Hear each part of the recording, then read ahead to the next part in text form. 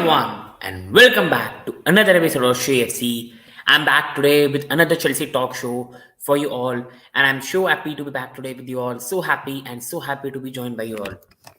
I'm very sorry I was not available yesterday for some reasons. That's some family reasons as well. So I was not able to make Chelsea episode yesterday. So today I've came back with two episodes. Do check out my FPL episode I just make right now. Now I'm going to discuss about Chelsea, all things Chelsea, and tomorrow I'll be previewing the Tottenham game in full. So today I'm going to discuss on some transfer rumors that have been swirling around. Along with I'm going to give you some other lineup that I do think should play against Tottenham and why. And then we'll also talk in chat regarding is that lineup right for Chelsea or not. And along with that, Tottenham review will come out tomorrow and a lot more other stuff on the channel. So do hit the like button, do hit the subscribe button, and please keep supporting the channel again. So, starting off, showing you the screen here and coming onto the screen for you guys. And these are the news that Chelsea have been linked with. And the first news today is about Tuchel being unhappy with the Chelsea's attackers. That I think should not be surprised to any one of us. I think Chelsea attackers have been misfiring for a very, very long time. And I think it should not be a surprise that Thomas Tuchel has finally lost some of his patience with them. So you can see on the screen above that Tuchel will happily listen to offers for Hakim Ziyech and does not trust Christian Pulisic. He is prepared to start again with his Chelsea attack and rip the current attack. So this news has been brought up by Jacob Steinberg, who is reliable when it comes to Chelsea news. And he has said that Tuchel will happily listen to offers for Hakim Ziyech and he does not trust Christian Pulisic. And he's preparing to start again with his new look Chelsea attack, where we have been linked with Aubameyang, Depay, Zaha. We already have signed Sterling, and he will happily listen to offers for most of the Chelsea attackers. So coming on to whether it's a right decision with Thomas Tuchel or not, I think we should not be surprised that Chelsea will have to also sell some players when it comes to raising a lot of money. Chelsea right now have this window spent near to 160 to 170 million, which is a massive amount in this market. And along with that, Chelsea are also looking to spend 80 around for Fofana and 70 around for Jong. So that will take Chelsea spending to near to 300 or million or above. Chelsea are also after Inter prodigy as well, which will also make money spending a lot more, and this could go towards 320 to 330 million. Now, when the spending of Chelsea will go towards 330 to 320 million pound between, I think it's going to be a big problem for Chelsea financially, and they will have to sell some of the players. And we've already seen Romelu Lukaku going on loan, and already Chelsea getting 10 million from Inter Milan. We've already seen Chelsea letting go of Timo Werner to RB Leipzig, where Chelsea have got around 20 million for selling Timo Werner. Hakim Ziyech has been rumored to go to AC Milan, and it's been rumored that Chelsea will let him go on for 10 million or even on a loan with an option to buy. And this should come no surprise that Chelsea will listen to offers and will let some other attackers go. For me, Chelsea attack right now has been absolutely inconsistent and has not performed to the level that's required of a proper attack playing for a proper team. I think Chelsea do have massive problems when it comes to attack. We've never been playing consistently. Our creativity is not there. Not many of our attackers pull up consistent numbers. And I think it's a massive concern when you look on the manager's point of view as well. I think if you look at some of the attackers, Mason Mount, he has been one of the most consistent players for us when it comes to attacking. You go towards Kai Havertz, and he has been really anonymous when it comes to money spent for him for 72 million. He has always stepped up in the big games, but he has not been stepping up for Chelsea consistently. You go towards Sterling, he's just new player signed by Chelsea. You go towards Christian Pulisic, and Christian Pulisic has been a player that's been deceiving to impress everyone, and his injury concerns are there as well. He's also mostly an impact sub, and till now at Chelsea, he had that good reign under Frank Lampard, where he responded very well to Frank Lampard's criticism and was one of the starters for Chelsea. His Tuchel reign for some part, especially the run, where he pulled off a magnificent performance against Real Madrid in the first leg, was some of the best part of Pulisic for Chelsea. But also his inconsistency have been there, and that's been a bit of a problem for them. While Hakim Ziyech for me is a player who is more of a wizard, who is a magician, who needs the ball at his feet, who wants to do the magic with his feet as well. A player that loves to cross the ball into the box, making some diagonal passes, having a good interception, you can say interjection along the striker, making some good diagonal pass in the striker, making the run into the box. And Lukaku was that type of striker that Chelsea brought, but it never worked. And now with Chelsea not having a natural striker, for me, I don't know the role that Hakim Ziyech is going to play. I think along with that, Hakim Ziyech can still be useful for Chelsea. He can still make one or two very, very good passes. But the problem with Hakim Ziyech, that's very clear for everyone to see, that Hakim Ziyech, when it comes to Chelsea attacking, is very, very slow when it comes to the Premier League. He's very, very slow, and he's not at the pace that's required to be. And along with being very, very slow as well, I think Hakim Ziyech has some problems when it comes to dribbling, when it comes to other part of the game, which really lacks when it comes to Premier League clubs. You go towards Manchester City, who have Phil Foden, who can dribble well, who has good pace in him, which really helps Manchester City play good attacking football, while Chelsea struggle a lot. So it's not a surprise that Thomas Tuchel will listen to offers for some of the attackers and try to replace them with his attackers. Now Rafinha was signed by Barcelona, so that's one gone. Dembele extended the contract, but it's been rumored that Tuchel heavily wants to sign Aubameyang, and Tuchel also is looking towards players like Zaha, players like you can say towards Depay. So these are the players Chelsea are being linked with, and along with that, Chelsea have already signed Sterling as well. Now, along with that, going to the next transfer rumor that's would come of Chelsea, it's about just removing the screen for you all. Fabrizio Romano, who is very reliable and one of the most reliable transfer sources in the world. Chelsea are interested in Aubameyang since 1 week and will soon decide whether to make a proposal. I believe that the relationship with Tuchel from their time at Dortmund is a key factor. So if Aubameyang were to go to Chelsea, it will be a very, very intriguing deal. And this is a thing that people I've been talking about with you all for a very, very long time, that he will want to go to Chelsea. And there are some big, big reasons for that as well.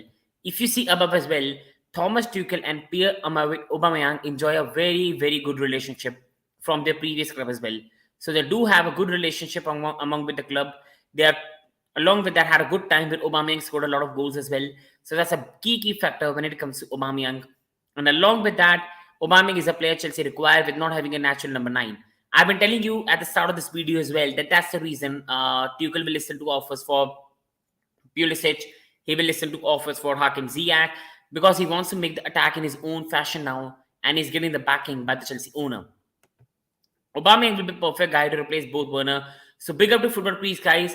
Go towards the channel and do subscribe to Football Creek. A fantastic fan. Do subscribe to his channel. And Aubameyang will be a perfect guy to replace both Werner and Lukaku. I think he will be an absolute perfect guy to replace both Werner and Lukaku. The thing with Aubameyang is he won't come with a pressure tag of around 100 million.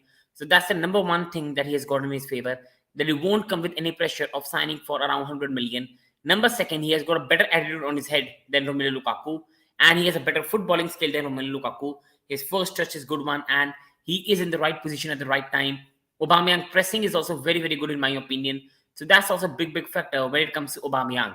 Number third thing I will love to say about Aubameyang is that he's a Premier League proven player who has been doing very, very well in the Premier League. Did good for Arsenal as well until he fell out with Atlanta. So this deal is not one of the worst in the world if you say it could be happen. Now, as you can see here with Fabrizio Romano, Chelsea are interested in him, but the biggest thing I think you people need to focus on is Tuchel. If you see that line, I believe that the relationship with Tuchel from their time at Dortmund is a key factor. So because I think that's the biggest factor, this is going to be a big part that's going to decide whether Aubameyang comes to Chelsea or not. Is the Tuchel factor. Tuchel has been getting the players that he wants. Koulibaly is a Tuchel signing. Sterling is a Tuchel signing. I think Chelsea are also linked with Aubameyang as well. Chelsea are linked with Jong as well. Chelsea is linked with Fofana as well. And it looks like Chelsea are backing Thomas Tuchel and allowing him to make his own signings. And this is why Aubameyang could be a very, very good transfer for Chelsea, especially when the manager wants to sign him and the manager needs it as well. Now, for me, on my humble opinion on Pierre-Emerick Aubameyang, is he a good transfer for Chelsea? Should Chelsea sign a 31-year-old at the club and create problem for the wage structure for the club? For me, Aubameyang will be a good signing. For me, I've been absolutely adamant, if people have followed me on this channel, that I will always back the Chelsea manager and back what the manager needs. For me, we fans have been too much critical of every manager. We want managers sacked within an instant. We do not back our manager. We are doubtful of the manager. And it's very easy for most of the fans to go, this manager is not fine, that manager is not fine. For me, I want to back every Chelsea manager that manages the club. And for me, if Thomas Tuchel is adamant on getting Pierre-Emerick Aubameyang, I think we should back him. Now, on my opinion, I think this is not a very, very bad transfer if you look at it. He's going to cost Chelsea just £10 million, which is a peanuts for a club like Chelsea. Now, if he comes on the 400k wages, I think that's a concern for me. If we pay Aubameyang 400k a week, we have to start him regularly or it's a failure of money. But if it comes to us for 150 to 200k per week, and also we pay 10 million transfer fee, I don't think it's one of the worst transfer in the world. And along with that, Aubameyang, he brings you the Premier League proven factor, which is one of the most important thing. Aubameyang is a very, very clever player who makes good movements in the box as well. So he's always there on the end of the crosses. What Aubameyang is going to do that Lukaku did not do was a laziness. Aubameyang is going to press the opponents. He's going to listen to Tuchel, the manager who made him play one of his best football at his days at Dortmund. That's another big factor as well. Tuchel also loves him to bits. That's another factor as well. And along with that, Aubameyang finishing is world class. This guy, for an Arsenal team that used to finish fifth in the Premier League, he used to score 25 to 26 goals a season, which is massive. We right now praise Mohamed Salah. We praise attackers for putting up big numbers. Aubameyang was one of the best FPL guys 2 or 3 years back to back. He used to score goal after goal after goal after goal, and he used to rank in 25, 26 goals a season, which is massive if you consider in today's market. How many players we've got in the world around which is going to guarantee us 25, 26 goals a season? He comes to Chelsea and even scores 15. I think is a massive, massive success. So for me, this is a deal that I'm very much in favor of. And Aubameyang could be a good signing for Chelsea and a much better choice, in my opinion, than what Depay offers. And I think Aubameyang is a Tuchel choice as well. And we should back whatever the manager requires of us. Now going to the third news today for you guys to focus on. And that's about Ethan Ampadu here. So it's been rumored that Ethan Ampadu will be leaving Chelsea on loan. It was thought he will be the backup for Thiago Silva, which I saw in the preseason as well. But that no longer seems the case. And this is by a very, very reliable Athletic. Now, Athletic are people who have always been reliable when it comes to Chelsea with all the news they brought in. Now, Ethan Ampadu was a player for me who was very, very impressive in the preseason for Chelsea and did a very, very good job for Chelsea, in my opinion. In preseason, he used to be the player that I used to rely upon a lot. And in the preseason, he was very, very good in the center role that Thiago Silva used to play. Ethan Ampadu is a player who is very versatile, who can play as a CDM, who can play as a right back, who can play at the center back, and he can even play in the midfield. He's a very, very reliable player. For me, I really don't know why we are letting him go. I'm happy that he's going on loan and not permanent, because it could be an absolute disaster and can turn out with the next Tomori as well. Now, I do agree that a lot of players at Chelsea cannot get a chance, and I do love a lot of our young players as well, but I do understand that every young player is not going to make it at Chelsea. So I do understand in that regards, and I'm not going to complain in that regards. I know every young player cannot make it at Chelsea, and we need to be honest about ourselves with that as well. But on the other hand, Ethan Ampadu is a very talented player, and us having Thiago Silva, a 38-year-old, Koulibaly, a 31, 32-year-old, we also have some other players as well who are injury-prone as well. Why don't we keep Ethan Ampadu? What's the problem in keeping a player and playing him some matches, letting him learn from Thiago Silva on the training ground, letting him learn from Koulibaly on the training ground, letting him learn from the other players like Aspilicueta on the training ground, letting him learn from Jorginho, letting him learn from Kovacic? What's the problem with us, and why we let players go? Why can't we keep him? What are the centre-back options for Chelsea right now? What are the centre-back options for Chelsea? Is Chalobah? Is Aspilicueta? Is Thiago Silva? Is Koulibaly? And if we sign Fofana, these are the only centre-back options we've got. Where Aspilicueta is nearing to the age of 33, you've got Thiago Silva who is near the age of 38, you've got Koulibaly who is near the age of 32, you've got Chalobah who is still very young and inexperienced, and then you've got Fofana who just came back after, and it's not confirmed, but I do think Fofana will be signed, who is just coming back after a leg-breaking injury a year back. So we know that we are going to have some injuries. And we also have Jorginho, who is 31 and running out his contract. Kante, who is 31 and running out his contract. Kovacic, who gets injured a bit more times. And we are letting a player go of this talent and this versatility. He was one of the best players for Chelsea when it comes to preseason. Played some good football, played some good passes, was mature as well. I don't know why Chelsea are doing this mistake. Why Chelsea are letting Ethan Ampadu go. I really don't know why Chelsea are doing this. And for me, this could be a disaster. But good thing is that he's leaving on loan, not permanently. But I don't know that why can't we keep some of these young players and use them as squad options rather than going in the market and spending 30 to 40 million of waste money. So for me, guys, I'm not the happy one with this deal. I'm not the person who's happy with this deal, because for me, it's an absolute wrong thing we are doing. I think Ethan Ampadu will be very useful for us in the mid-season as well. He will be very useful for us when it comes to some injuries as well. He's a very versatile player as well and can be used in the cup matches and can also learn the training ground from Thiago Silva, from Koulibaly, from all these players. So for me, this is a very, very wrong deal from Chelsea and does not send a good message to most of the youngsters. I do agree that at least one of Colwill and Ampadu had to go on loan, and Colwill had already gone to Brighton. I do agree that all youngsters are not going to make it at Chelsea, and I am a person who understands that and backs that. But for me, the biggest problem is that we have no good backups available. Who is the backup to Aspilicueta? Who is the backup to Koulibaly and Silva? Right now, it's just Chalobah, and that's it. That's Chaloba and that's it. Why can't we keep this young player, let him develop and be the backup? Who is going to be the Chelsea future DM? Who is going to be the backup if Jorginho Kante, both of them get injured at some point of a season? And I think if De Jong is signing, that could be removed. But at the moment, De Jong saga is really, really dragging on. So that's the massive concern I've got with Chelsea. And this is the thing I'm not happy with people. I think we should be keeping Ethan Ampadu. And I think Chelsea are making a wrong choice in letting him go on loan. But at least it's not permanent. Otherwise, it would have been more of a disaster, in my opinion. Ethan Ampadu is Chelsea youth player I've always backed, and a player for me who should be getting his deserved chances. And what Chelsea are doing, in my opinion, people, is wrong when it comes to tweeting Ethan Ampadu as well. Now going on to the next news, guys. And the next news is regarding Frenkie de Jong.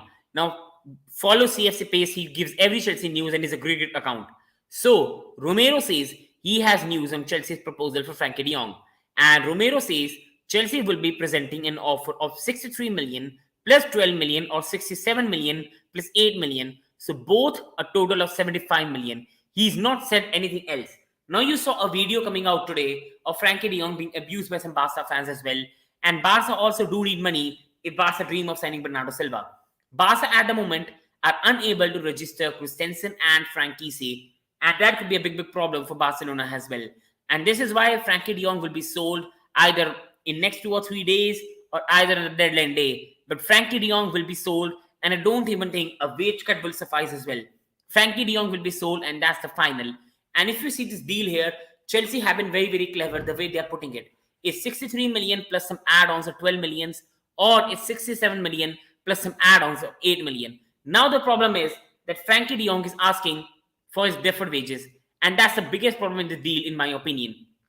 The deferred wages part is the biggest concern, in my opinion, because Barcelona owe him around 15 to 18 million of his wages, and Barcelona don't want to pay the deferred wages. Now, Chelsea and Todd Boehly have had phone calls with Frenkie de Jong regarding coming to Chelsea, and he has no problem. He has rejected United, but he has not rejected Chelsea. And Frenkie de Jong is very excited when it comes to signing for Chelsea. And Frenkie de Jong will not say no to Chelsea or Bayern Munich, but his first preference is to stay at Barcelona. Xavi is a person who wants to keep Frenkie de Jong, but everybody has been clear that he will have to reduce his wages or will have to go to another club. Frenkie de Jong is not ready for that, and this is why Barcelona fans are abusing him, and the club is making an absolute meal out of him. Now the problem with this deal is that Barcelona are dragging it out. This is also dragging the Bernardo Silva deal, and this is also dragging Chelsea and United and their options. The thing with Frenkie de Jong is that Chelsea at the moment have given a proposal of 63 million plus 12 million or 67 million plus 8 million. These are the offers on table by Chelsea Football Club to Barcelona. These are the options that Chelsea have given to Barcelona, that either we are going to pay you 63 million plus 12 million in add-ons, or we are going to give you 67 million plus 8 million. Now, on one hand, this is a good deal. Barcelona get around 60 million to sign him, which is a very good deal by FC Barcelona.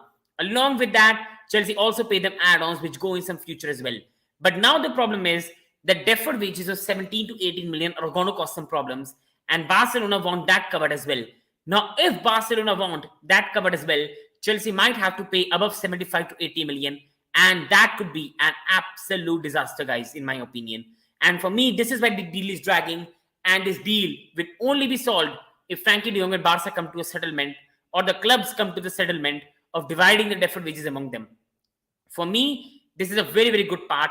The Romero says Chelsea will be presenting an offer of 63 or 12 million or 67, 8. So both total of 75. He's not said anything else since. Now with Frenkie de Jong, we all have been clear for a long time that he has been really playing big games himself as well. At some point, he has said yes to Tottenham. At some points, he has said he will love to play for a Champions League club. At some point, he has said that I want to play for a Champions League club. At some point, he has said I want to stay at Barcelona. But also we know that Frenkie de Jong in his heart also knows that Barcelona do not want him, and with the fans also abusing him as well. And if Barcelona are not able to register Frenkie, they're not able to register Andrew Christensen, all that will be blamed on Frenkie de Jong. So at the moment, they need Frenkie de Jong sold in any regards. And this is why Frenkie de Jong will be sold, but it will only drag because of the deferred wages. Chelsea won't want to pay that. United won't want to pay that. And that's where the problem is coming. Chelsea right now have proposed a deal, and that's a good deal in my opinion. 67 million plus 8 is a good deal. But if the deferred wages are included, then that could go above 80 million, and that will be a foolish deal by Chelsea. For me, let's see how this drags out. For me, both the clubs will agree to a settlement of around 70, and I do see Frenkie de Jong come to Chelsea until United make a surprising offer. But right now, it looks like Chelsea are signing Frenkie de Jong, and it looks like that at some point both the clubs will agree. Do not even be surprised that Chelsea pay Barcelona straight away 85 million for Frenkie de Jong and Aubameyang, and in that way, Barcelona pays Chelsea the 8 million for Alonso, and Chelsea include Alonso in the deal and pay 75 million to Barcelona for Aubameyang and de Jong plus Alonso. So I do see Chelsea getting de Jong, and it is close. So before guys going to the next news, foreign people in the chat watching, please people hit the like button, subscribe button. Please keep supporting the channel. You people are the one I'm motivated to keep making this content. Do hit the like button, do hit the subscribe button.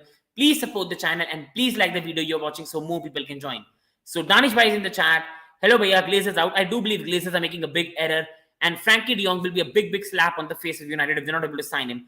Regarding Frenkie de Jong's career, either we are dumb to understand his strategy or he's too dumb as Barca wants to kick him out. I think Danish Bhai is both of the cases. I think it's both of these cases that I think you're talking about. I think Frenkie de Jong is a bit dumb. He wants to stay at Barca even after the abuses because it's his childhood dream to play for Barcelona, and that childhood dream is clouding over his judgment. But also, I think his agent is also playing a game because Barcelona owe him deferred wages of 18 to 20 million, and no person in the world is foolish enough to let go of his rightful salary. If a company owes me around 20 million in wages, I'm not letting that go. My life has other factors as well. I have to pay for the bills, I have to pay for the food, water. So all the other factors play a part as well. And this is why the deal is dragging. Barcelona don't want to pay the deferred wages. De Jong agents want the deferred wages to be paid. And this is why this standoff is occurring right now. Chelsea or Man United can give that wages easily, but 3-4 year time, every year gives something like bonuses. For me, if at the moment it was rumored that Manchester United will pay him wages of around 250k and Chelsea will also pay the same, I think if Chelsea pay what Barcelona are doing, and that's 360k to 400k, that's an absolute disaster, and Chelsea should be absolutely ashamed of themselves if we pay Frenkie de Jong wages of 500k. 300k is more than enough. Sign him, get him an Aubameyang on the books, and develop the club and back the manager that we've been always been blagging about. And start me by good evening to everyone in the chat. People, do like, subscribe, and please keep supporting the channel. So going on to the next news now for today, and the next news is about this is about de Jong as well. So going on to de Jong news as well, and now concentrating a bit on United and how embarrassing it's been for United. So the news is that Manchester United have all but ended their pursuit for Frenkie de Jong, as he indicates he does not want to join them. For me, it's been clear for a long time, and Ten Hag is the only factor which will help United in that regard. We have known this for a very long time, that Manchester United have been trying for Frenkie de Jong from around 2 months back. They have been after Frenkie de Jong from June and not qualifying for the Champions League was an absolute disaster. De Jong was only going to join United for one reason, and that's Erik Ten Hag or no other club making the rightful offer for him. And with Chelsea going heavily in this deal, for me, it will be a massive surprise until Thomas Tuchel says that I'll play you as a right wing back, that Frenkie de Jong is going to reject Chelsea for United. And until and unless Chelsea are not able to increase the funds or some other problem, it does look like Frenkie de Jong is heading to Chelsea. And Manchester United, by a very reliable Jason Burt of Telegraph, have all but ended their pursuit for Frenkie de Jong, as he indicates he does not want to join them. And Chelsea will never give him more than 350k. I think even 300 will be a disaster. For me, 250 is more than enough, and that's a good wage deal for us to do. If Frenkie reduces salary, will Barca still go for Bernardo Silva? I do think so. They will go for Bernardo Silva. I think Bernardo Silva is a much better player. I love Frenkie de Jong, but Bernardo Silva is twice the player that, for me, Frenkie de Jong is. Bernardo Silva is more creative. Bernardo Silva is more, you can say, agile. His gravity and the way he turns around, way he makes a creative passes is much better than de Jong. And I think Bernardo Silva is in the category of some of the best creative players in the world. And number second for me, even the wage divide is not going to do. The burn of the bridge that's happened between de Jong and Barca and the board, I think it's absolutely clear that Frenkie de Jong will leave Barcelona. It's just about the deferred wages and the problem that the deferred wages has caused for everyone involved. Going towards the next news, people, and the next news is about Chelsea and working on different deals. So we have been known that Chelsea have been working for multiple deals for a long time now. Chelsea are working on many different deals. Talks on with intermediaries of Wesley Fofana deal. After 2 bids rejected, Pierre-Emerick Aubameyang discussed as options since last week, but no proposal to Barca yet. Chelsea at the moment are after 3 players, and we know all of them, and we know why. Chelsea are after Frenkie de Jong. Chelsea are after Aubameyang. Chelsea are after, along with Wesley Fofana, and Chelsea are after a very young talent in Cesare Casadei. Now, Chelsea at the moment have already signed Cucurella, Sterling, Koulibaly, Chukwuemeka, Slonina. These are the players that Chelsea till now have signed. I'll repeat: Slonina, Chukwuemeka, Sterling, Koulibaly, Cucurella. And Chelsea already have spent near to 160 to 170 million on signing all of these players. Along with that, Chelsea at the moment are after Wesley Fofana. Chelsea are after signing Aubameyang. Chelsea are after signing Frenkie de Jong. And Chelsea are after signing this young prodigy in Cesare Casadei. These are the players Chelsea are after for some time well now. Now, we know Todd Boehly has been working day and night to sign some of the attackers for Chelsea. He has been working very, very hard to get some 3 deals through for Chelsea. And I think we need to respect Todd Boehly. His work so far has been very, very good. And he has tirelessly worked to make Chelsea ready for the next season. So for me right now on these deals, Wesley Fofana deal is really, really dragging on because I think it depends on what Leicester want. If I talk about a bit of Fofana and what's going on with Fofana and Chelsea going to sign him, the thing with Fofana is very, very clear. Fofana at the moment has been following all Chelsea players. He has followed Cucurella. He has followed Reece James. He has followed even Chukwuemeka on Instagram. Now, you guys tell me, if a player is following all the Chelsea players, what does that indicate? He has followed Chukwuemeka, a young prodigy. He has followed players like Cucurella. He has followed players like Reece James. Just tell me, why will Wesley Fofana suddenly follow so many Chelsea players if it doesn't mean that he's coming to Chelsea? Wesley Fofana is doing everything he can do in his power to force Leicester City to sell him to Chelsea. He's doing everything he can to force his move out of there. Leicester also are in deep trouble as of now. Now, why Leicester are in trouble is very, very clear. Leicester owners have made it clear to Brendan Rodgers that we will have to let go of some players if you want some signings in this transfer window. Now, James Maddison was linked to Newcastle United, but then move broke out. Now, because the move broke out and Maddison might sign a new contract, this is the best choice for them. Sell Fofana to Chelsea, get some 80 million on the pound, and spend that on young players. That's the way Leicester progress. That's the way Leicester are as a club. Now, for Fofana, it's just for Chelsea, they're signing a 21-year-old, young, talented guy, an absolute prodigy, Premier League proven, good defender, can tackle well, can intercept well, and he's no way even near the Maguire one. He's much better than what Maguire was at Leicester. He's very good with his feet, he's good with his tackling, he's good with the interception, and Fofana is also very solid, very physical, and he's very experienced when it comes to Premier League. And also he has an age on his side, which is forcing Chelsea to go for him in big money regards, and also increasing his price tag, which Chelsea don't want to pay. This is why Fofana is a fantastic deal, and bar the injury concerns and leg breaker, I think this is a fantastic deal.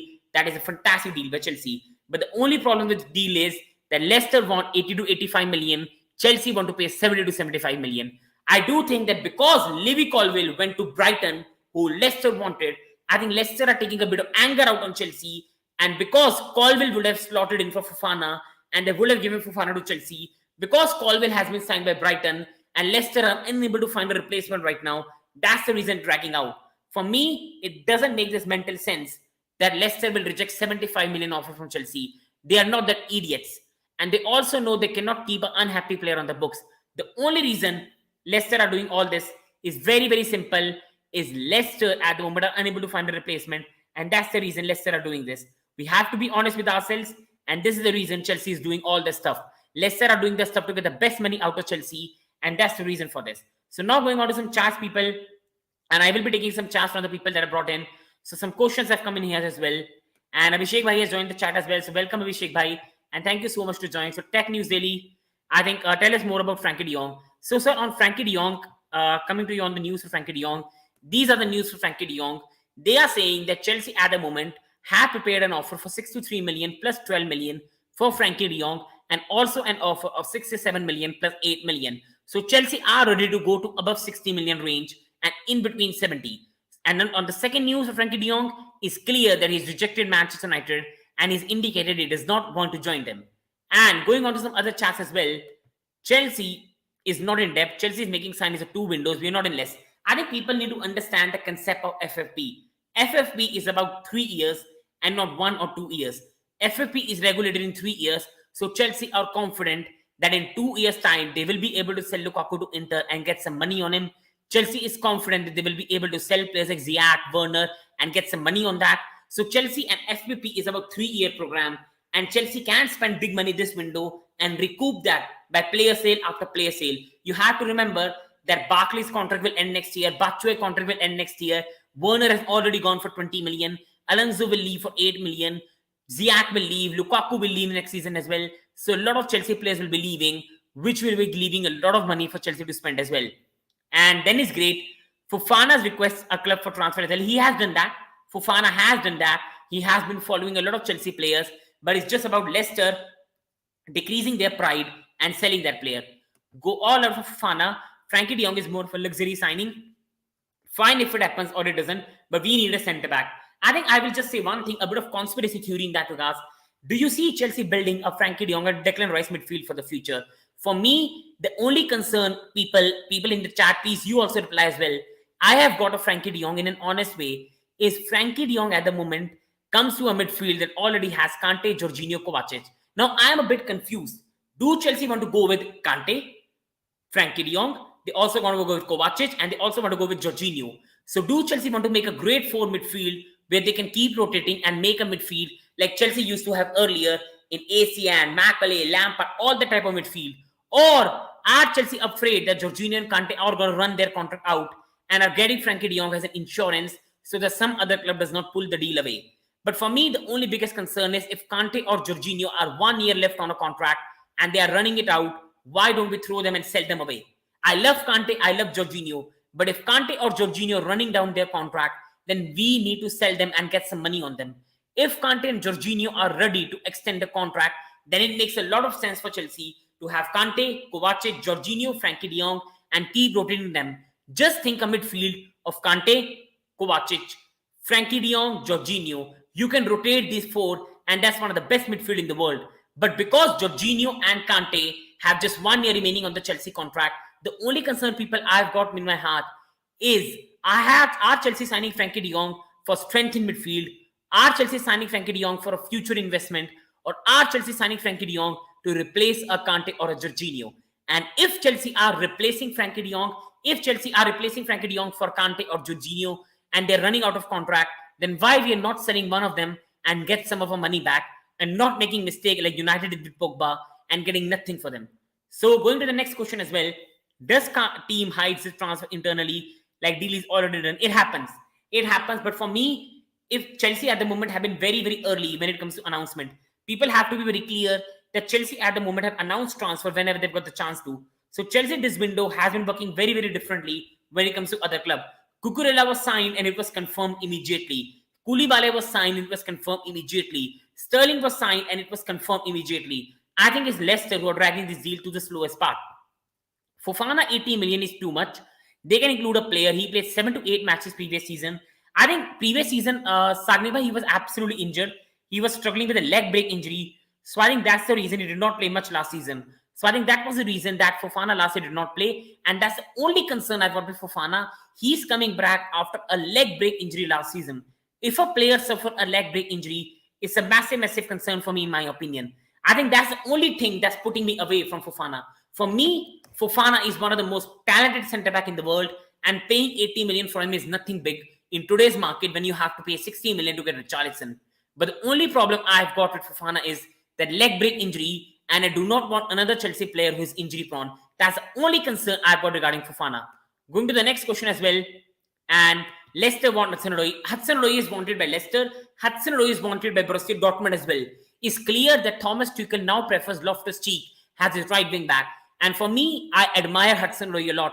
And I do think Hudson-Odoi is very, very talented. But I do think that because of that ACL, Hudson-Odoi has lost a lot of his pace, that raw pace. And right now, it's a better decision to let him go, let him develop at some other club, let him go on loan, and let him develop and bring him back. If Chelsea are selling him permanently, do put a buyback clause, because if you don't put a buyback clause, we can regret it forever in our life. Wesley Fofana is very expensive. We can sign 7 Botman. I think it's been signed by Newcastle. Botman has just been signed by Newcastle, so that's no way possible. But I do agree that he's very expensive. But in today's market, for a talented young Premier League proven player, you will have to pay a lot. Just see the price of Declan Rice, 80 million. Just see the price of players like, you can say, even Fofana, even Richarlison. For a Premier League proven player in the same league, you have to pay some massive price.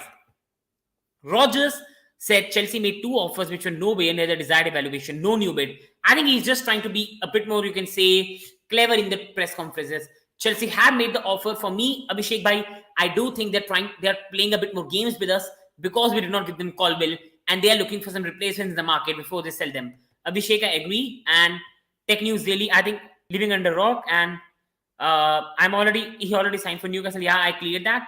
And these things happen, no problem, I think. And 31 people watching. Thank you, people. Please do hit the like button, people.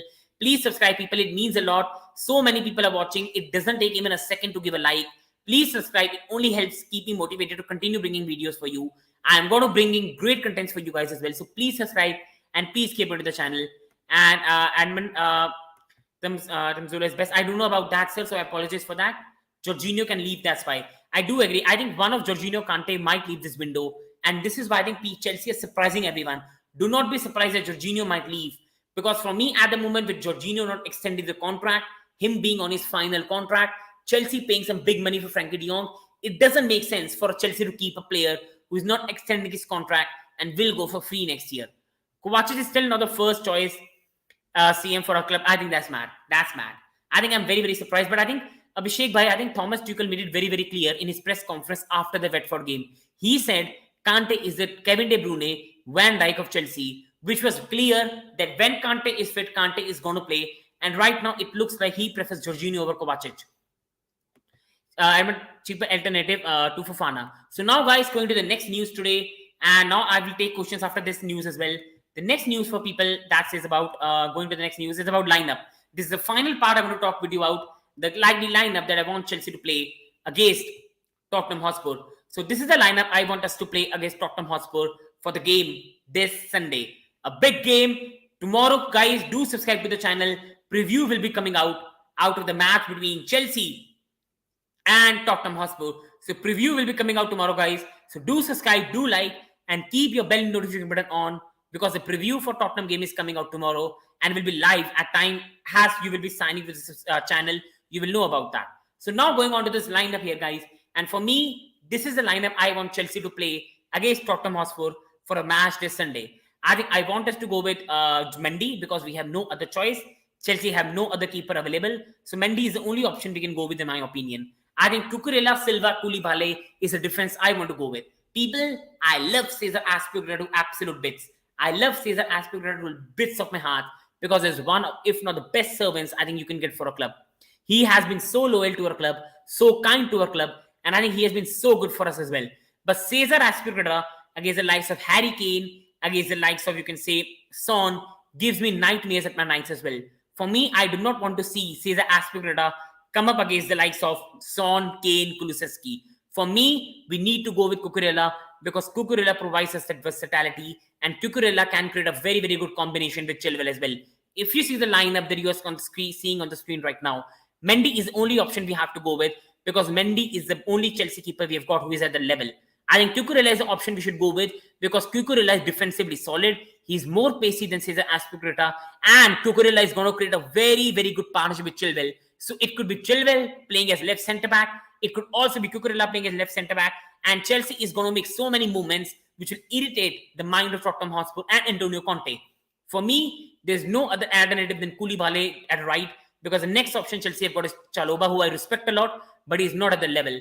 I think Silva is the next option, and Silva is the most safest option to go with because he's one of the best players we've got in the lineup as well. Now going on to the midfield, for me, I will love to play Kovacic and Kante. I think Kovacic Kante suit us much better to play against Tottenham because Højbjerg will be on the case. He will absolutely be on the case of Jorginho. And for me, Bissouma might start and Bissouma might be on the case of Jorginho as well. So Kovacic must play, but at the moment, for some reason, has Abhishek Bhai made it clear here as well, he has not been preferring Kovacic over Jorginho. And this is the thing that surprised me. And I think you'll get an answer from De Jong tomorrow night. I do think I will get that answer. I think this will end in some 1 or 2 days as well. And now as well, going to the other part of the lineup as well. And taking some questions here on the lineup, I think Shreybai Koulibaly was extra left centre back. Will you switch him to the right centre back? For me, if it means Cucurella to go at left centre back, I will. For me, Abhishek Bhai, for me, in big games against Tottenham, you will say against United, against Arsenal, against Liverpool, against City, I do want to see Cucurella left centre back and not Aspilicueta. I want to make one thing clear to the chat. Once Chelsea sign Fofana, it will be Silva, Koulibaly at left centre back, Fofana at right wing back. So it's going to be Fofana at right centre back. I apologize. Koulibaly at left centre back, Silva in the centre back, Mendy and Cucurella at the left wing back. But at the moment, Chelsea have not got Fofana, and at the moment, our centre back options are Koulibaly, Silva, Cucurella, Chalobah. That are the only options, and Aspilicueta Chelsea have got. And for me, against Tottenham, I don't want to play Aspilicueta. I do agree with Abhishek Bhai here. I think Aspi will start. But for me, Aspi against Son could be a big problem. And we need Koulibaly against Son, while Silva against Kane and Cucurella against Kulusevski. I think Kulusevski and Son are going to be very tricky. And playing Aspilicueta there could be a big danger. I love Aspi to bits. But Aspi at the moment, for me, the pace has gone. And he could be better for us in other games as well. That's the only concern, guys, I've got regarding that. Going to the midfield, for me, Jorginho, I will prefer Kovacic here. And I love Jorginho to absolute bits. I love Jorginho to bits from my heart. But I do think that Kovacic is the player that must start for me. But at the moment, Thomas Tuchel, for some reason as well, has not been preferring Kovacic for some reason. And this is why, for me, it's going to be Jorginho and Kante. Because Kante is a player Thomas Tuchel has been praising for a very long time. The Van Dijk of Chelsea, the Kevin De Bruyne of Chelsea. That's the only thing that I think Jorginho and Kante are going to play. For me, with Alonso already very near to go to Barcelona, it will be Chilwell, it will be James on the two wings. And Chilwell and Cucurella could be such a good pair to watch when played together, where Chilwell can some point slot in, has a left centre back for Chelsea, and Cucurella can be the left wing back, or Cucurella can slot in as the left centre back, and Chilwell could be the left wing back. Now going to the front three, the most likely front three for Chelsea, for me, is going to be Havertz, Sterling, Mount. I will love to see Armando Broga play for Chelsea. Armando Broga could be massive threat against the Tottenham defense, against Dyer. But I think Thomas Tuchel is going to go with the lineup that he's been playing for most of the preseason. And Havertz, Sterling and Mount are going to be the thing. Now, people, I think this is going to be the Chelsea likely lineup against Tottenham Hotspur. Mendy, Koulibaly, Silva, Cucurella. Now, I do think this is going to be the likely lineup. I think I agree with Abhishek Bhai that Aspi will start. But I do think because of the threat of Tottenham, we might just see this team. And it might be Cucurella, Silva, Koulibaly, Mendy. Again, I will say this is my preferred lineup. My preferred lineup is Mendy, Koulibaly, Silva, Cucurella, Jorginho, Kante in the midfield, where I will prefer Kovacic, but I do agree that at the moment it's either Kante and Kovacic, and Jorginho is a must in the lineup. And Chilwell, James, then Sterling, Mount, and Havertz. These are the lineup, in my opinion, Chelsea is going to play. But I do agree with Abhishek Bhai that Chelsea might play Aspilicueta instead of Cucurella at left centre back. But for me, at the moment, I will play with this lineup, and I will see Thomas Tuchel starting with this lineup. Thomas Tuchel is a very tactical manager, and for me, he will try to put Kulusevski against Cucurella and Koulibaly against Son, while Silva keeps on tabs on Kane, and Jorginho can't slot in the midfield, but Jorginho helps Chelsea to play from the back, and Chilwell and James play on the wings and playing prone like a midfielders, and Sterling, Havertz, Mount being the front three. Now I will take some of the question, guys, and we'll have a good discussion regarding that. So do hit the like button, subscribe button. Please subscribe to the channel. Tomorrow, Chelsea Tottenham preview is coming up on this channel as well. So do hit the like button, subscribe button, and do join me tomorrow and hit the bell notification button so you will have the first awareness at which time the video will go live. So do join me. And right now, we are going to discuss on all things Chelsea. So do bring a question in chats. Till now, we have discussed on a lot of transfer rumors and lineup as well, which I'll come later in the video as well.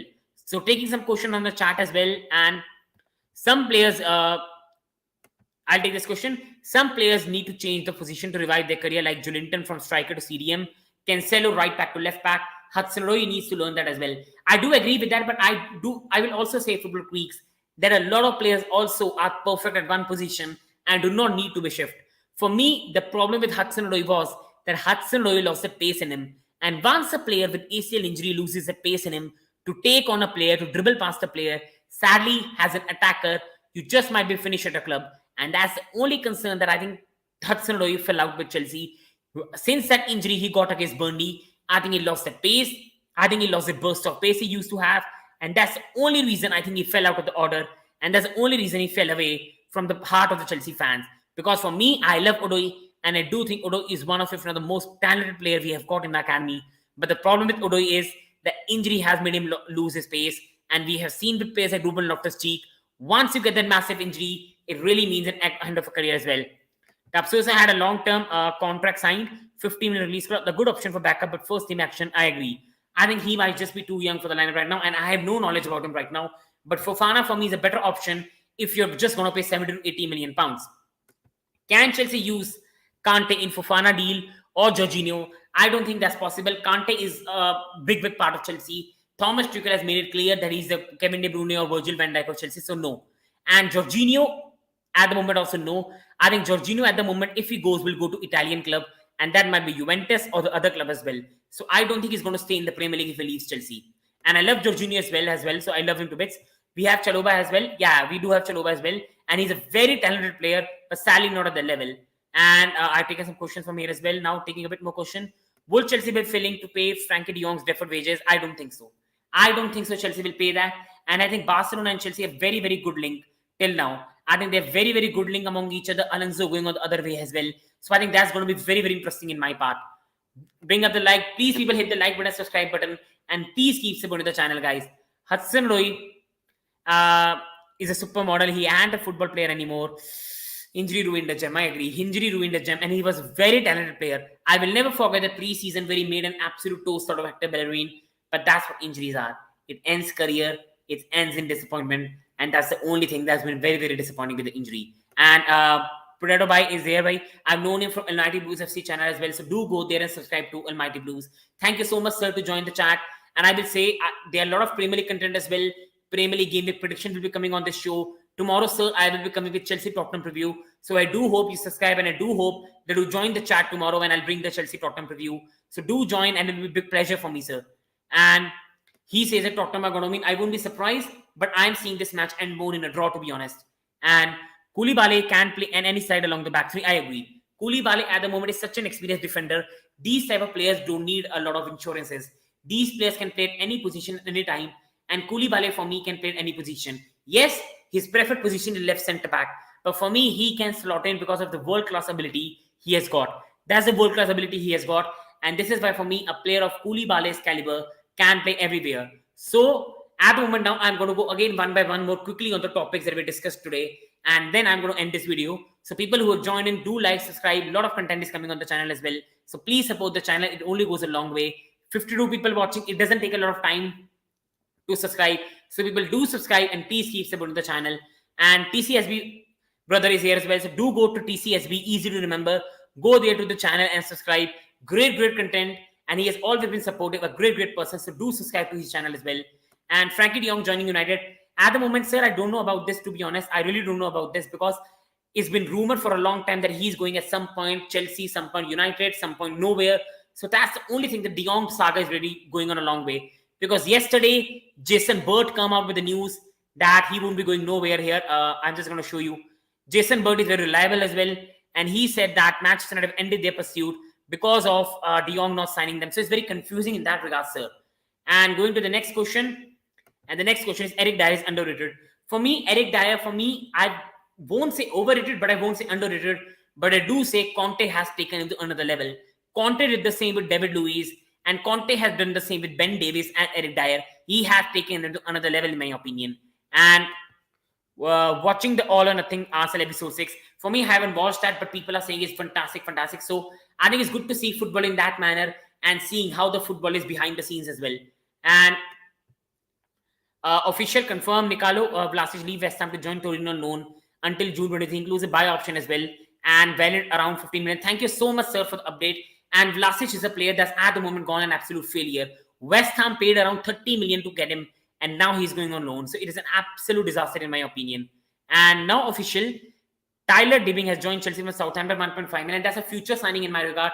And it's good to see Todd Boehly doing a lot of future work as well. According to you, whom United should buy Gundogan? For me, Gundogan is a good player. Gundogan is a very good player and can do a good job. People, please don't bash me for this, but Rabiot is not the worst player. The only problem with Andre Rabiot is the agency thing And I won't say that thing, but his mother interrupting a lot in that regards as well. I think he's a very, very talented player whose off the field issues has let him affect him. I think his mother interrupting in everything possible is not right. I think that's really been discouraging his career as well. I think fighting with the managers, fighting with the other players, wives, mothers, that's not the right way. And that's, I will leave that personal factor aside. But Rabiot is talented, who has let that factors affect him in that other regards as well. And Gundozi is a very good player. I don't know why he fell out with Arteta. He could be a much better signing than Rabiot in my opinion. And Aubameyang coming to Chelsea, yes, it does look like. I think there's an update in Aubameyang as well, which came yesterday, just to show you, sir, here.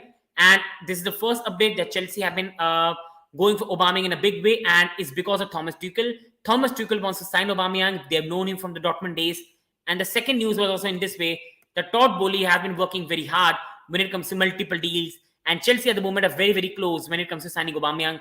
But at the moment, Xavi also wants Aubameyang to stay. So that's also a factor which is playing part of the deal. Is Frenkie de Jong coming to Chelsea? It does look like it's coming here as well. Has a news came yesterday as well that Frenkie de Jong coming here. The Romero says he has news on Chelsea proposal. He says that Chelsea at the moment have given 63 million plus 12 and also 67 plus 8 as well. So both total of 75 million as well. And along with that here as well, Frenkie de Jong, I think they've ended that pursuit as well. So Chelsea have a very good chance of getting him, in my opinion. And here, my boy, Ten Hag will have a tough time at parents decision making. I don't even think that, Abhishek bhai. The problem is his off-the-field fights as well in that regard.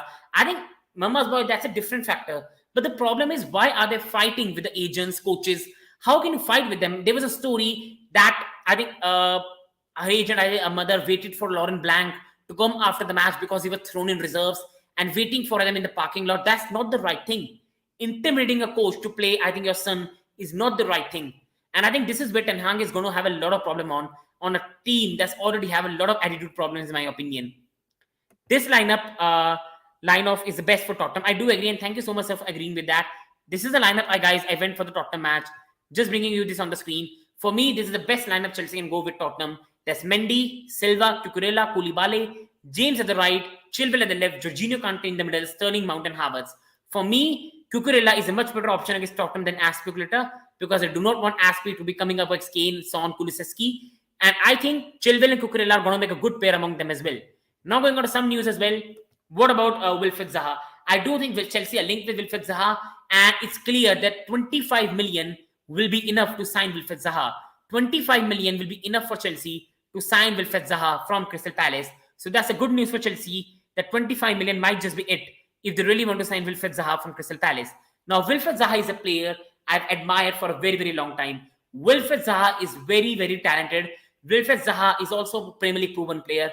Wilfried Zaha has good physicality, good first touch. He can link up the play. And Wilfried Zaha is also a player who is very intelligent in the final box as well. And remember, people, I told you in the previous video as well that Wilfried Zaha is a player who was one of the most foul players along with Eden Hazard when he used to play in the Premier League. And that's the thing Chelsea are missing in the team as well. But if Chelsea are going for Aubameyang, and Aubameyang is a preferred choice for Thomas Tuchel, then I don't want Zaha. But in my opinion, in my humble opinion, I will prefer Zaha over Aubameyang. I will prefer Zaha over Depay. For me, Zaha is the better deal. But if Thomas Tuchel wants Aubameyang over Zaha, Aubameyang over Depay, then I will back my manager what he wants to do. And for me, I will surely say that Aubameyang is also going to be a fantastic signing. Please read my above comments, sir. I will just find that. I'm so sorry if I did not see that. I apologize for that. And Koulibaly, sir, I took this. Koulibaly can play any side along the back three. And Koulibaly is such a good player, such an experienced player for me. He can do anything he regards, and he's very intelligent when it comes to that stuff. And Abhishek Bhai's question here. Rabiot expects to be paid 200k a week, which is 25k. Yes, I agree. I think it's not million, it's k. 25k more than the current wages. My God, the audacity. What does it bring to a team? And this is where I agree with Abhishek Bhai. You have not been playing regularly Juventus.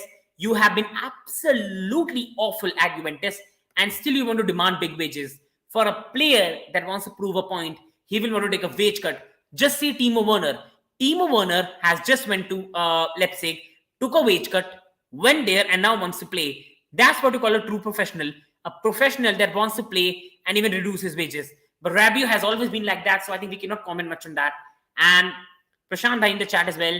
Thank you, Prashant Bhai, to join in. People, please like this stream. Please subscribe to the channel. It only goes a long way to support the channel. One like will not do anything for you. It just takes 1 second. but will mean a lot to me as well. One subscribe won't do you a lot, but will mean a lot to me as well. Please subscribe. In the end, I do make this all for you. And this channel is for just for you all on my opinion on Chelsea and other clubs as well. And now I'm going to discuss the Chelsea news in more opinion, but taking more questions as well. To be honest, Spurs look dangerous and can defeat Chelsea on Sunday. I agree. I think Chelsea also at the moment are underprepared as well because Fofana, Jong, the players most likely to join Chelsea, Aubameyang, might only join after the August window ends as well. So that's the problem for Chelsea, and Tottenham do look more prepared. They beat Southampton, they thrashed Southampton with most of their new signings on the bench. Just see what they can do with Bissouma playing. They've got Kane, Son, Kulusevski. I think they are going to be just fantastic. Why can't we try to switch the formation? And this is a topic, guys, I want to talk about for a long, long time. Thank you so much, sir. So much thank you for asking this question, because this is a question that's the best part. And I don't agree. Abhishek bhai, I think that's a pre-season. So I think we cannot give much indication to that. But one thing I do want to say is, and where I can say is, why Chelsea cannot switch the formation? Because we haven't got the players for back four. Guys, I love Jorginho. I love Jorginho to my absolute bits. I love mostly all of our teams. But the problem with Chelsea team right now is we have got Thiago Silva, who is one of the best defenders in the world. But at the moment, he cannot play in a back four. You cannot play a back four where back two is of Silva and Koulibaly, where both of them are aged 38 and 32. They will not be able to play a whole season, and they will only get injured, and the lack of pace is going to be exploited. Do you really think that back four with Silva, Koulibaly, just two defenders at the back is going to be enough to stop Kane and Son and Kulusevski? Second point is Chelsea have no natural DM. Jorginho is not a player that's a DM. Jorginho is more of a regista who helps you play from the back, who helps Orca kiss all the team in his manner, passing here, helping the team play from the back. But Jorginho is no Michael Essien. Jorginho is no Rodri. Jorginho is no Fabinho. And that's another factor where our midfield is easily bypassed by. And this is where Chelsea have problem. And if we play four at the back, we are always in a trouble of being exploited. And Chelsea's biggest strength is the wing backs. James, Chilwell, Cucurella. And if we play a back four, that defensive attribute that's required to in the back four might reduce their attacking responsibilities. And that's the factor Chelsea at the moment cannot switch the formation. That's the only factor in that regards. And going to the next one, we did, and I agree, but that's a pre-season. But Chelsea do not play well when playing back four. Spurs won't defeat Chelsea on Sunday. Anthony Taylor will. I think that's a fantastic point. Fantastic point. Anthony Taylor has always been a big concern for Chelsea. And I think that's also a factor. But leaving that aside, I think it's going to be a great match. I cannot see Chelsea lose. I can see a draw in this game. It could be a good game, and people do not be surprised if this is one of the most dullest game and ends 0-0. How far has Chelsea gone towards signing De Jong? So, sir, this is the news regarding Frenkie De Jong as well in Chelsea regards. So, Chelsea have gone this far where Chelsea have given Barca an offer of 63 million plus 12 million or 67 million plus 8 million. This is the most farthest Chelsea have gone, and this is the most farthest Chelsea will go. So, this is the thing with Chelsea, and this is the farthest Chelsea have gone when it comes to Frenkie De Jong. And this shows how determined Chelsea are to get Frenkie De Jong, whether it's to back Thomas Tuchel or to back anything in the club. But this is how far Chelsea are going to sign Frenkie De Jong. Taking the next question as well, guys. Spurs minus Kulusevski is equal to Spurs last year. I do agree. But I will say that because they have got players like Richarlison, players like Perisic, I think they are more of a threat this year. And even Bissouma, they can even play a 3-5-2 formation with Bissouma, Højbjerg, Bentancur, and Kane and Son forward and be more defensive. Spurs this season a massive concern, I think, that we are not giving a big regards to. That game, we were not even playing our first 11, but Arsenal were playing. No, I agree, sir. I agree. But in the one thing, sir, was very, very equal enough in that match. Was the problem is that Chelsea in a back four are still exploited. We are very much exploited in a back four because we have got no natural DM. We have got full backs who like to attack. We have got two defenders who are near the age of 30 to 35 to even 40. And you will not be able to take on the pace. You won't be able to take on play like Son, who is on pace, going to beat Thiago Silva any day. This is why you need a back three where Silva can do the defending and the other two players can play the catch-up games. And just saying, Shrevai, I will love my team playing 4-3-3. I agree, sir. I agree. 4-3-3 is a formation that we should target. 3-4-3 is a short-term formation. And I also see Tuchel not playing 3 in the back next season. I'm seeing Tuchel change a bit. And this is why he's after Frenkie De Jong. On yesterday, I saw a tweet from a person I don't know. If I can find that tweet, I'll put for you people again. Do not even be surprised that once Frenkie De Jong is time, Chelsea do shift to a 4-3-3. Do not even be surprised when in some big games, Chelsea play Jong, Kovacic, Kante, and we play a back four of Silva, Koulibaly, and we play Chilwell at the left back or Cucurella at the left back, James at right back. Do not be surprised if we play that because Frenkie de Jong, Kovacic, Kante can be a very good 4-3-3 midfield. But for me, in all originality, I think we do need a natural DM to play that formation, and we do need a full back who is young and who is quick. I think that's the concern in my opinion. And Ziyech going to Man United, I think it could be a good choice. Ziyech could be a massive, massive signing for Erik ten Hag. Ziyech could suit, if the team keeps Ronaldo, Hakim Ziyech and Ronaldo, for me, mark my words, are going to be one of the most dangerous players in the world.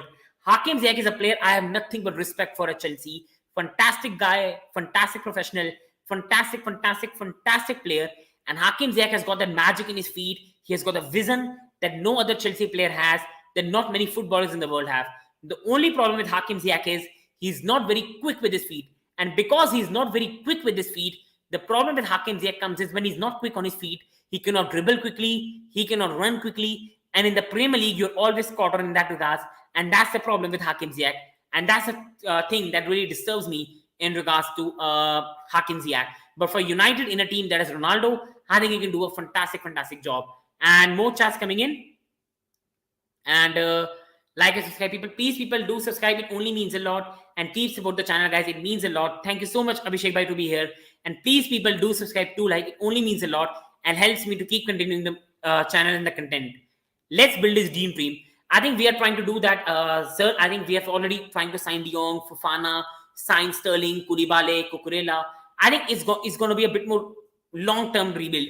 It's not going to happen in one window. We're also trying to sign Aubameyang short-term, so to help Tuchel. We're also looking to sign even Declan Rice in the future next year as well. I think we're trying to build this dream team, but it's going to take more than 1 year for that to happen.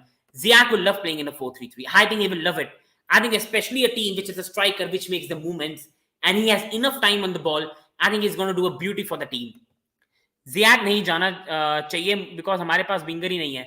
But I think if Chelsea do sign Aubameyang, I think already we have Mount, Havertz, Sterling, Pulisic. I do think Sarvi bhai हमारे पास enough options है.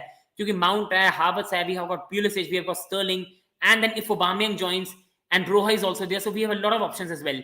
And have we gotten a replacement for Chelsea? I don't understand in that regard, sir. In what regards you're asking the replacement? And taking more questions on for Ziyech. Yeah. Have you got a replacement, Ziyech? I don't think so. We have got a replacement. I think Chelsea, for me, sir, are trying to play in a more different style.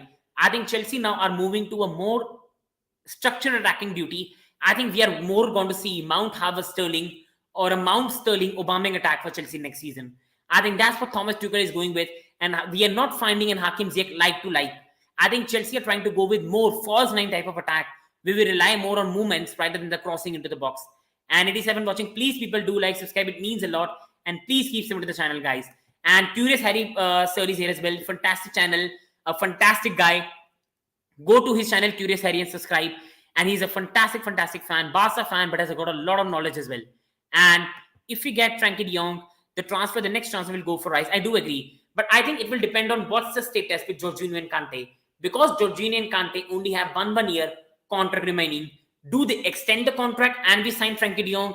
If that happens, we aren't signing Declan Rice.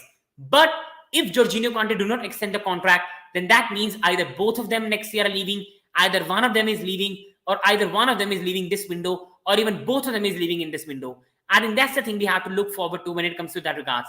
And Bruno will be and should be benched if you continue his bad form in next 2 to 3 games. I think I agree, but I do agree that Danish bhai, you don't have more options without going with, for me, Bruno. What options you have got for me, in my opinion? What options do United have to replace the players and go with some other players? I think that's also a concern, in my opinion, that which players they can go with. Which are the players that they can go with bar Bruno? I don't think United have a much, in my opinion, Danish bhai. And Bruno is a player I do like, and I still believe that he's trying to adjust to Ten Hag's system, and it will take a bit more time for him. And well done, Sheba. Thank you so much, Curious Harry. And people, please go and subscribe to Curious Harry's Bai's channel.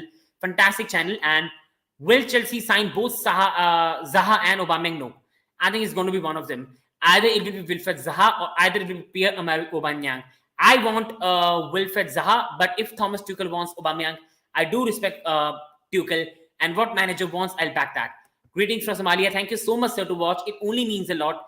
And this is why I enjoy chatting with people from all the world. It's so beautiful. And thank you so much, people who have joined today. It's an absolute pleasure to be chatting with you all. And like karo, guys. Please, people, do like, subscribe. It only means a lot. And keep supporting the channel, guys. And I also doubt if Frenkie de Jong's joined Chelsea, since there is already an agreement between United and Frenkie de Jong. I think I do agree, sir. I think he has an agreement with both the clubs. I think it's just going to depend what Barcelona are trying to do. Right now, they're trying to criminalize Frenkie de Jong and his deal with the previous club. It could also go to the courts. It could also come to an out-of-court settlement.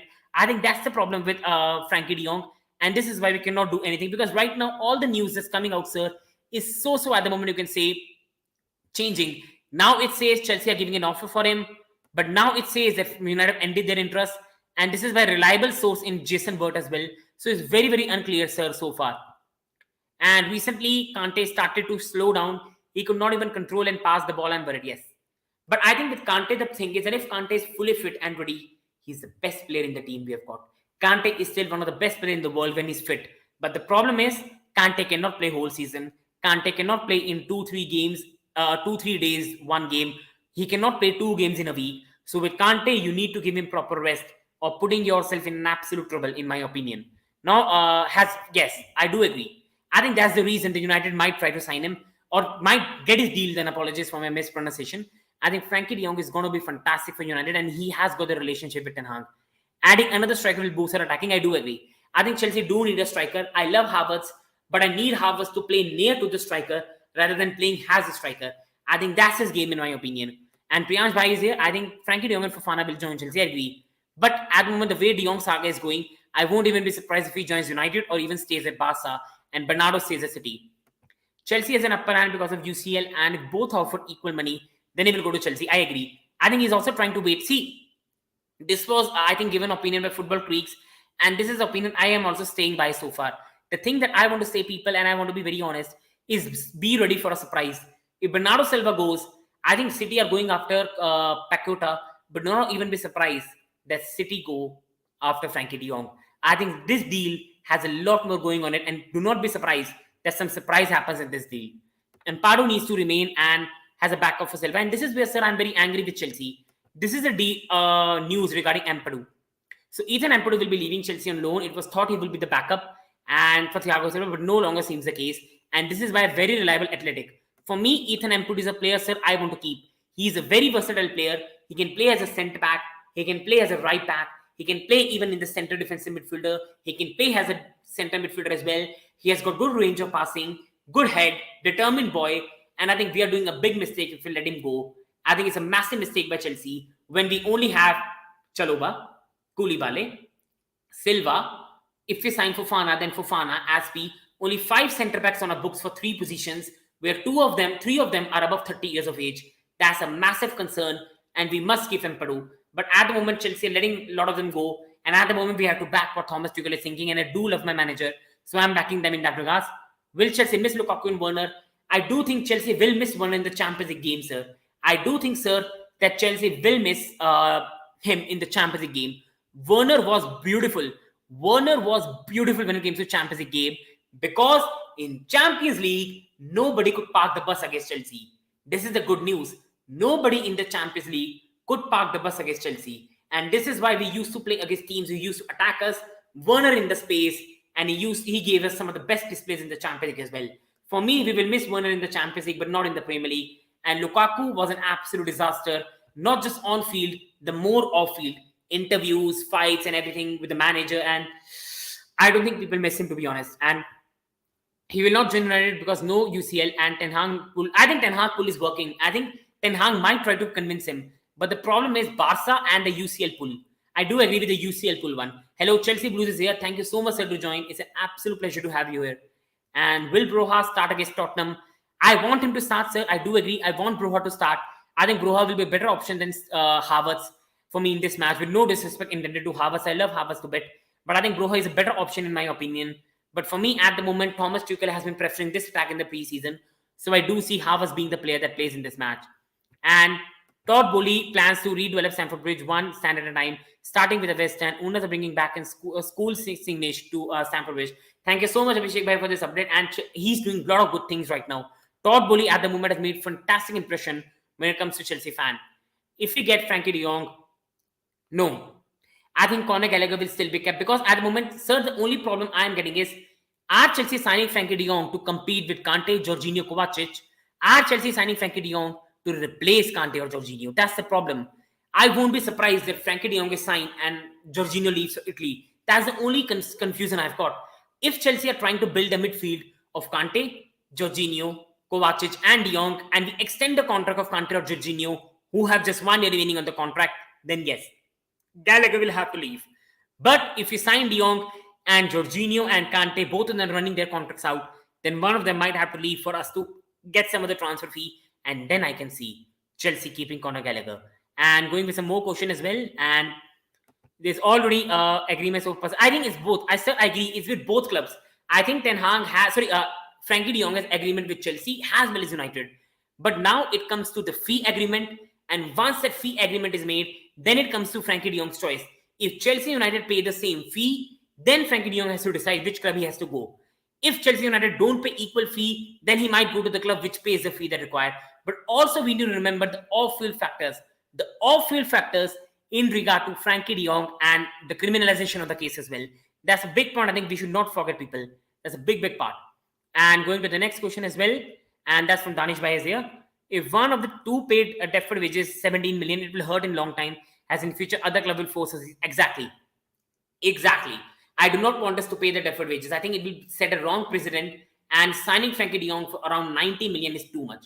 65 million is fine, but I think 90 million is crossing that limit to too much. And here, person does not agree. FD doesn't want to play Europa. Abhishek, but the problem is if Chelsea, let's say, withdraw from the deal, then he might play. The problem is, I think Frenkie de Jong in his heart, he knows that Barca want him out. But on one hand, his dream, his childhood club in form of Barcelona. On the other hand, the criminalization of the case are dragging it a lot. And report claims that Barca, De Jong and Fofana plus Zaha Chelsea players by the end of this week. But the thing is that if Zaha comes, then there's no Aubameyang. If Aubameyang comes, then there's no Zaha. So that's the thing I'm very concerned. But I do not see De Jong coming by this week. I do not see De Jong coming this week. That's just impossible, the way De Jong deal is dragging on. And has Chelsea signed De Jong? No.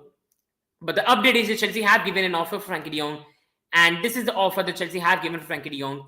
This is around 63 million plus 12 and also 67 million plus 8. So this is the offer that Chelsea have given for Frenkie de Jong to Barca. It depends on Barca to accept it or not. And why couldn't we go for a more experienced defender like Skriniar and Kimpembe instead of Fofana? I think, sir, in that regards, Premier League proven thing is considered a big part in today's world.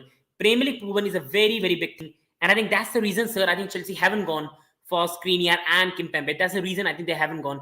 Kimpembe was going to cost 50 to 60 million. Skriniar was going to cost 50 to 60 million. And I think Chelsea thought that 21-year-old Fofana, experienced Premier League player, paying extra 20 million is a better option than Skriniar and Kimpembe. And we already have experience in Silva and Koulibaly. So it's better to partner them with a young blood in Fofana. I think Chelsea will go for Fofana rather than De Jong. I think they are going for both, to be honest. They're going for both. But if I want one, then Fofana is a better one for that. And both do not want to leave the club at the moment, I guess. I think that's also a thing in back part as well. But I think that Kimpembe doesn't want to leave. Skriniar might leave. Because I think Chelsea offer Champions League football more success in my opinion. And I'm not sure for De Jong, United at ETH. Yeah, that's the thing I've been saying. I think this deal is not over. I think we should not conclude that in that regards. But we could get Skriniar. He was ready to leave for PSG. I think he's ready. I don't think he's ready to leave PSG. I think the post that came out is if PSG do not want him, then he might go. But right now he wants to stay at PSG. I thought Chelsea was going to sign Depay, or is just a rumor. I think it was not a rumor. Chelsea were trying for both Depay and also trying for Aubameyang. But Aubameyang is Tuchel's choice. So Tuchel prefers Aubameyang more than Depay. In future, other clubs will also ask for the player deferred wages. I agree. I think it will set a very, very wrong precedent in the world. And I think that's the reason I also don't want this to happen, because it's just going to set more wrong precedent, and the clubs are going to deal in their regards as well. Chelsea should sign De Jong, I agree, because our midfield is getting old and we do need to replace it. But the problem for me that the thing is the price is too much, and Kante, Jorginho, one of them has to leave or sign their contracts. Otherwise, I don't want to see both of them go for free with 1 year left on their contract. And if Chelsea get Frenkie de Jong and will keep him on bench, it will almost guarantee Chelsea top four. And I agree.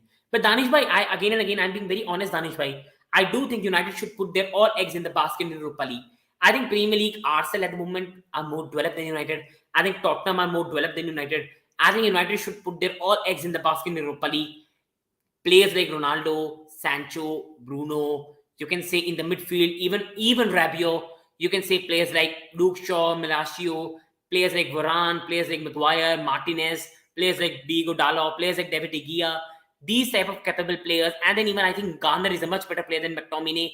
I think this team should at least be able to win a league like Europa League. And I think on one-off match, United can't beat anyone. And I think Europa League is a better option for United as compared to the Premier League. Here we go for Frenkie de Jong. It's come. People do confirm me, is it come? Because I'm just right now doing the show. So I don't know about that. And Alonso going to Barca. It's mostly been done and it's 8 million around as much as I've got a rumor. I repeat again, Frenkie de Jong is a luxury signing. If he comes, fine. If not, fine. Is nobody much excited about Frenkie de Jong because we know we need a centre back? Yes. If someone gives me an option of Frenkie de Jong or Aubameyang or Fofana and Aubameyang, I'll go with Fofana. Chelsea need a centre back more badly than midfield. And we also have got young players like Conor Gallagher and Bill Gilmer. So Frenkie de Jong is better than all of them. But Chelsea's priority is a centre back. If we can get both, then we are the most happiest. Chelsea are now shopping in Barcelona and get whoever needed. I think Barca have already dished all of our transfer works. We wanted Rafinha, we wanted Koundé. So I think it's kind of Barca to allow us some of a bit of things back and getting us and making a good relation with us now. And coming to more question as well.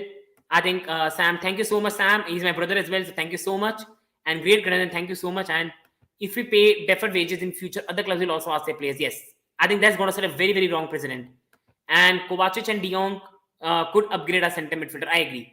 I think Kovacic and De Jong are going to upgrade Chelsea midfield. We should not be really begging about that. But the thing with De Jong is, I think for me, I need De Jong to make up his mind as well because he's causing every club a lot of problem. He's dragging it, and only causing problem for us more and more. And for me, this is not a right thing. I don't believe Gerard Romero, he's a Barca spokesman. But sir, he has been true on Rafinha. He has been true on Koundé. Many Chelsea journalists came out and said Koundé to Chelsea is done. Gerard Romero came and said Koundé is done to Barca. And Chelsea journalists got wrong. So we cannot forget that in my opinion. Most of you will disagree. I strongly believe Arsenal will not make top 4. I agree. I think it's going to be Chelsea and Tottenham rather than Arsenal. But I think Arsenal, the way I saw them against Palace, have more of a chance to be in the top 5 as compared to United in my opinion. And United for me need to put all their eggs in the basket in Europa League and need to get back to Champions League. A club of their level needs to play. I think United as a club should be playing in the Champions League and they need to do everything they can to win the Europa League. Honestly, if you ask me, as much as I think Fofana is a good option, paying above 70 million for his services, no for me. Instead, we should go for Skriniar. I think, sir, Skriniar is also going to cost you 60 million. Skriniar is also going to cost you 60 million. So in Fofana, you get a 21-year-old defender. You get him for 80 million, 20 million more than Skriniar. You also get a Premier League proven player as well. And you also get a player that's in future going to improve as well. So I think that's also a very, very important factor, sir, that we all need to remember as well. For me, the only problem that I have with Fofana is the leg breaker injury he got. If that was not the case, I will say even pay 100 for him. But I think because of the leg break injury, that's a bit of concern in my opinion. And that's the only thing that gives me away from Fofana. That's the only thing that's keeping me away from Fofana. That's the only thing I've got, that leg break injury he got. I do think he's like a mouthpiece, but I think he's got everything right. So I think that's also we need to remember that all things Gerard Romero has said has got right. Let us get Christensen and Kise for free. I think overall, I think that rumors are coming out, but I don't think that's going to happen. Barca will register them. Otherwise, I think they will be an absolute mockery in the market. So I don't think that's going to happen. Who is best suited to help Raheem Sterling with pace? I think it's going to be a striker. I think we need a Aubameyang or we need to play Bruja. I think that's going to suit Sterling game more, or a creator in the team as well. See, let's be honest. Who in the Chelsea team is going to pull the balls like what Kevin De Bruyne used to do for Raheem Sterling? Who in his Chelsea team is going to do that? That's a massive concern that I think people we are really understating. And that's the concern people that I've got. Who is a creator in a team who is going to make the passes to Raheem Sterling when he makes a run behind the defender? That's also a thing people we need to remember as well. Is Chelsea backline strong enough to stop Kane, Son, Dio? I think if this backline plays, in my opinion, it's just going to bring you on the screen. This backline is more than good enough to stop Kane and Son. Silva, Koulibaly, Cucurella. I think this lineup is more than enough to strong Kane, Son, Dio, in my opinion. But I think as much as if I love SP, I think SP against Son could be a bit more dangerous for us and thing that I will not like to see. Doesn't look like Leicester will sell Fofana. 70 million is too much for him. I agree. But I think in today's market, you have to. I don't agree with Leicester do not want to sell him. I think Leicester want to sign some players, and it's clear that Leicester will have to sell some players to raise money. because Leicester will have to sell some players and raise money. I do think if Leicester get the chance, they will sell Fofana. They are just low-balling Chelsea because of the problem that Colville deal caused. They wanted Colville, and because Chelsea gave Colville to Brighton, I think they're trying to play hardball with us, and in hiding are finding a replacement for Fofana as well.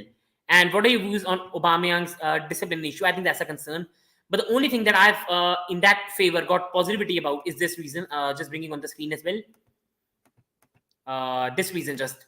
I think the thing is that Tuchel is the one who wants him heavily. Chelsea are interested in Aubameyang since 1 week and will soon decide whether to make a proposal. I believe their relationship with Tuchel from their time at Dortmund is a key factor. I think that's the only reason I've got positivity. Aubameyang disciplinary issue is a concern, I agree. I think it's a massive, massive concern. And for me, if I am being honest, rather than paying the big wages for Aubameyang, I'll go for Zaha. But if the manager wants him and if Tuchel and Aubameyang have a good relation, I think these things can hide the disciplinary issue, in my opinion. So guys, just now going on with some final Chelsea news. So do put in a chat and like and subscribe to the channel. Just going to discuss the Chelsea news in quick before I end the video. So it's an absolute pleasure to have you as well, everyone. And I'm taking this as well. Will you prefer Ronaldo or Aubameyang? Ronaldo. I think if I'm a manager, I'm preferring Ronaldo because the guarantee the goals is going to give us. With James and Chilwell in this team, cross after cross into the box, for me, people, I will prefer Ronaldo. It's a very good question, and Ronaldo is the person I'll prefer. But I think Chelsea at the moment are not after him, and Chelsea are after Aubameyang. We are selling Pulisic and Ziyech. We are not selling Pulisic. It's impossible. I don't think Chelsea will let him go for the marketing reasons and also the young age reason as well. I don't think Chelsea will let him go. 11 more, so people do like, subscribe, and please keep supporting the channel, guys. And going on to some early news here for Chelsea, all the news I discussed today. So the first news, guys, I discussed today was about Tuchel, and this also answers the question. Tuchel will listen to the offer. So it's very clear that if Tuchel gets a chance, then Tuchel will sell most of the Chelsea attackers and make the new attack. But in my opinion, Ziyech is going, Werner has gone, Lukaku has gone, but I cannot see Pulisic leading in my regards. But this is no surprise with all the things that Tuchel has suffered with his attack, in my opinion. Going to the second news, Chelsea are interested in Aubameyang since 1 week and will soon decide whether to make a proposal. I believe the relationship with Tuchel from the time at Dortmund was a key factor. I think Aubameyang, we all know and should know with this, is a Tuchel-driven signing. And if he will be signed, it will be on Tuchel's order. Going to the third one, Ethan Ampadu on Chelsea on loan. I think this is a disaster if you're letting him go. We have 330-above-year-old on our books. We have still not confirmed the signing of Fofana. We have a young Chalobah who still has to develop a lot. And if one of the 30-year-old gets injured, we are in a big, big trouble. And we should keep Ethan Ampadu in a team. And I think Chelsea are not doing right in that regards, in my opinion. And I'm being very, very honest about that. So this is the thing I'm concerned about. And for me, Ethan Ampadu is a player Chelsea must keep, but it's up to them as well. And De Jong, I've discussed in detail as well. De Jong can go to anywhere. Chelsea are the more likely. But the De Jong deal will depend a lot on the money as well. The club which will pay the deferred wages. And it's going to drag till the deadline day. And Manchester United have all but ended their pursuit, but I do not agree with this. I think they are still in the race, but publicly they are showing they've ended it and will try to, in hidden, try to get a deal done with De Jong, because if this doesn't happen, that's going to embarrass United in front of the whole world. And I think Chelsea are working on different deals, and I think they are also looking for the young prodigy in Cesare. So it's good to see Chelsea being interested in youngsters and also trying to do good work here. Hot Chelsea is trying to bring Muamba. He's a very, very talented youngster. So that's also a very good factor Chelsea can look into do. I think this is the last part I discussed in the video, the lineup that I can see against Tottenham. For me, I do agree that we might see Azpilicueta. I can agree that we might see Kovacic, but in my opinion, Tuchel will go with this. I think Tuchel won't take risk of Silva, Koulibaly, Aspi versus Kane, Son, Kulusevski. So Cucurella will go to left centre back, Koulibaly right, Silva middle, Mendy as a goalkeeper, and Chilwell at the left, where Chilwell and Cucurella will keep combining. One time Chilwell playing as a left centre back, sometimes Cucurella playing, and then Jorginho and then Kante, because Kovacic for some reason is not put above Jorginho, and that depends on the manager. And then Sterling, Mount, Havertz, because Chelsea have no choice. So these were the things people are discussing in today's video. And just taking the last few chats before I end the video. And will Neymar come to Chelsea? I do not agree. I don't think this is going to happen. I think Chelsea might be willing to buy, but I cannot see that's going to happen. He's going to stay at PSG, and he even might sign a new contract. What's your take? Why Tuchel and Chelsea board not considering Ronaldo, knowing when he wants a Champions League football? I think it's Tuchel. Chelsea board want him. Todd Boehly wants to sign Ronaldo because signing Ronaldo could be one of the best marketing things Todd Boehly will do. But Tuchel doesn't want Ronaldo because of the disciplinary issues, and Tuchel thinks that he might be bigger than the team. Again, I will say, people, If Aubameyang deal collapses, Zaha is not happen, Chelsea can still go for Ronaldo. But till now, Todd Boehly wants Ronaldo, but Tuchel does not want Ronaldo because of the off-field factors it brings in. I also would love to see Ronaldo, but I'll back the manager to whatever he wants. And Cucurella seems to be more attacking minded and looks like he might expose the defense line. But the thing with Cucurella, sir, is that Cucurella and Chilwell might play in tandem. Sometimes Chilwell might be attacking, sometimes Cucurella might be attacking.